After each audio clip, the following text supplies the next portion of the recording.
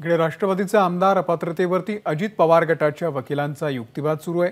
विधिमंडळामध्ये किती बहुमत याला सर्वाधिक महत्त्व असल्याचं वकील तुळजापूरकर यांनी म्हटलेलं आहे। घटनेनुसार शरद पवार हे पक्षाचे सदस्य नाहीत, मग अध्यक्ष कसे होऊ शकतात असा सवालही या निमित्तानं उपस्थित केला गेला आहे। तर राष्ट्रवादीचे आमदार अपात्रतेच्या सुनावणी दरम्यान अजित पवार गटाच्या वकिलांनी युक्तिवाद केलेला आहे।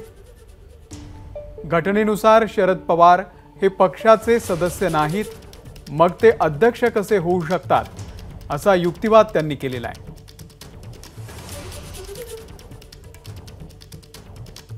विधिमंडळामध्ये किती बहुमत याला सर्वाधिक महत्त्व असल्याचं वकील तुळजापूरकर यांनी म्हटलेलं आहे। त्यामुळे आमदार अपात्रतेची सुनावणी सध्या सुरू झालेली आहे आणि अजित पवार गटाचा अंतिम युक्तिवाद आता सुरू झालेला आहे।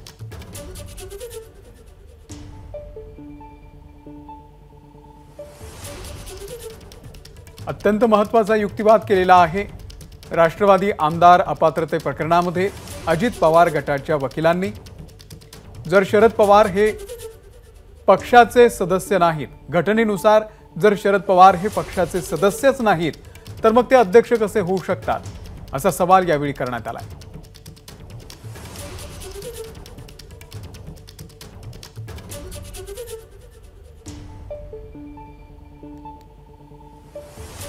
राष्ट्रवादी आमदार अपात्रतेवरती अजित पवार गटाच्या वकिलांनी हा युक्तिवाद केलेला आहे।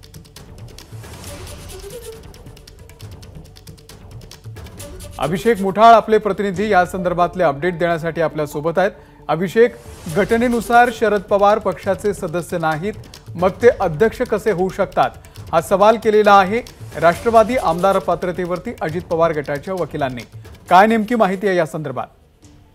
अमोल, आज जर का बघायचं तर अजित पवार गटाचे वकील वीरेंद्र तुळजापूरकर यांच्या वतीनं अंतिम युक्तिवाद जो आहे तो सुरू करण्यात आलेला होता आणि त्यामुळेच एकूणच आपण जर का या अगोदर जर बघायचं तर अजित पवार गटाकडनं प्रदेशाध्यक्ष हे जयंत पाटील कसे काय असा प्रश्न जो आहे तो देखील उपस्थित करण्यात आलेला होता। एकूण जरी पार्टीमध्ये डिस्प्यूट जरी असला तरीही कोणत्या गटाला किती पाठिंबा आहे की नाही यावर कोणता गट हा खरा आहे या संदर्भात हा डिस्प्यूट असल्याचं त्यांच्याकडनं सांगण्यात येत आहे आणि त्यामुळेच एकूणच संविधान, विधिमंडळ बहुमत आणि संविधानिक बहुमत या संदर्भात ही संपूर्ण जी सुनावणी आहे ती पाडली जाते आणि त्यामुळे अध्यक्षांनी याकडे लक्ष द्यायचं आणि त्यामुळे या संदर्भात जर का बघायचं तर शरद पवार हे या गटाचे अध्यक्षच नाही आहेत अशा प्रकारचा युक्तिवाद जो आहे तो देखील आपल्याला या सुनावणीमध्ये होताना बघायला मिळतो आहे। तशा प्रकारचा युक्तिवाद हे आपल्याला अजित पवार गटाकडनं होताना दिसतो आणि त्यामुळे हा प्रश्न देखील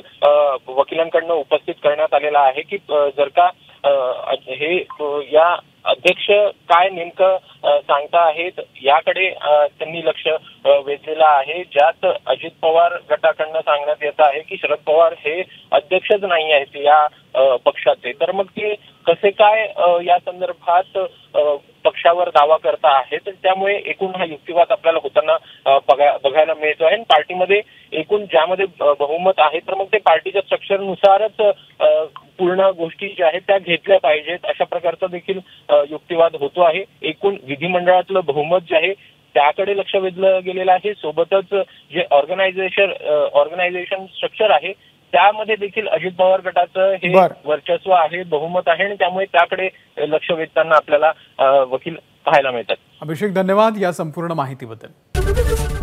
एबीपी माझा, उघडा डोळे बघा नीट।